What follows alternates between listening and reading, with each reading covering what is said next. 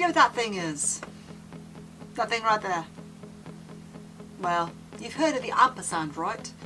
But have you ever met its forgotten sibling? That thing is the Tironian Et, the strange looping glyph that once meant and. Not in design, not in branding, but in real handwriting centuries ago. It's ancient, it's Irish, it's Latin, it's scribal shorthand turned into a magical glyph. And though most of the world has forgotten it, it's still encoded in Unicode. It's still alive in the secret corners of the language. Today I want to take you back to a symbol that predates our keyboards, to a mark that doesn't just connect words, but holds the ghosts of the people who wrote them. But first, I'm Empty Lynx, author, artist and indie dev. And if you enjoy learning the lore behind the language we use every day, the philosophy behind the punctuation that shapes how we communicate, and if you enjoy deep dives into old stories that are still relevant today, or just enjoy hearing a good story read to you, I got that up there too, do me a favour, do the algorithmy things. Hit subscribe if you want to follow along on these journeys. And if you learned something today from this video, hit that like button. And if you'd like to be notified when I drop new content, which is just about every day, do me a favour and ring that bell. It tells the algorithm gods that what I'm doing here is worthwhile and it has value. Now let's resurrect the Tironian Et, because the and we lost might still just be the and we need. The origins, Roman shorthand and the birth of a glyph. The Tironian Et comes from the Tironian notes, a Roman system of shorthand developed by Marcus Tullius Tiro, a freedman of Cicero, around 63 BCE. He created over 4,000 glyphs for stenography, symbols that represented common words and sounds to record speeches faster than humanly possible. The Et was his symbol for et, the Latin word for and. It looked like a combination of a Z or Z, a 7, a Celtic knot, and a half-formed musical note. It lived in Latin marginalia, monastic manuscripts, early Irish writing, and legal scrolls within Roman forums, and in Old Gaelic as recently as the 1800s. It was the everyday ampersand before the ampersand took its place in type. Function. What made the Tironian Et useful? Tironian shorthand wasn't about elegance, it was about speed, efficiency and compression.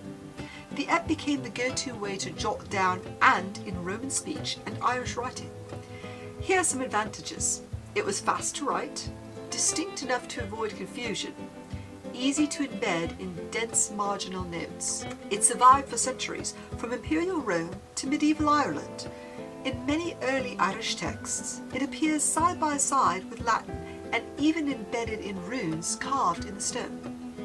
This symbol has outlived empires, survived the printing press, and nearly made it onto modern typewriters. So, why did we leave it behind? Because we traded speed for soul, and uniformity for convenience. The Tironian Et as emotional ligature. Okay, let's get metaphorical here. The Tironian Et is the ampersand's ancestor and a bridge between oral speech and visual language, a ghost of a conjunction. And unlike the bold curl of the ampersand symbol, the Tironian Et is quieter, less aesthetic, but more intimate. It kind of feels like a whisper, a breath between thoughts, the and that we don't say out loud, but always feel. And you can use it in your fiction. For example, you can indicate silent emotional conjunctions. You can link ideas that are spiritually bound. Show dialogue where connection is implied but not stated. The Tironian Et becomes a visual pause between truths. It's punctuation with grace. Using the Tironian Et in formatting. Most modern readers will not recognize the Et, and that is your creative advantage. You can use it to mark ancient languages and world building, distinguish in-universe documents from modern narration, represent ritual speech or elvish script, format linked spells or sacred invocations, and in formatting, it can replace the "and" in poetry to compress and unify, appear in prophecies or curses. For example, life and death are one. Break up chapter headers with thematic conjunctions. Ashes and rain. Memory and fire. Denote telepathic speech between bonded characters, or visually mirror intertwined fates or cosmic dualities. It's not just a throwback, it's a tool. World building with the Et. You could very easily give the Tironian Et a myth, and that could be a glyph of divine connection, the symbol of bonded pairs, twin gods, lovers, soulmates, a sacred character in a world's magical alphabet, the calligraphic stamp of the Druid order, a spell component only spoken in pairs. Imagine this: a kingdom where all marriage contracts are signed with an Et instead of a seal. A world where spells can only work when two words are joined by this sacred mark. Prophecy written in a forgotten tongue where every fate pair is joined by an Et.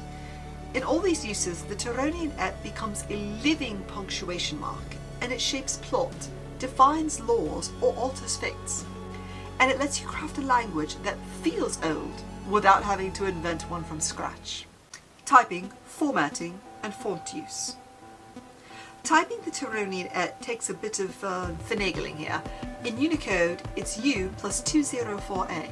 In HTML, it's ampersand hashtag 8266 or and Tironian. This is not standard on most keyboards, so you might need to insert or copy paste.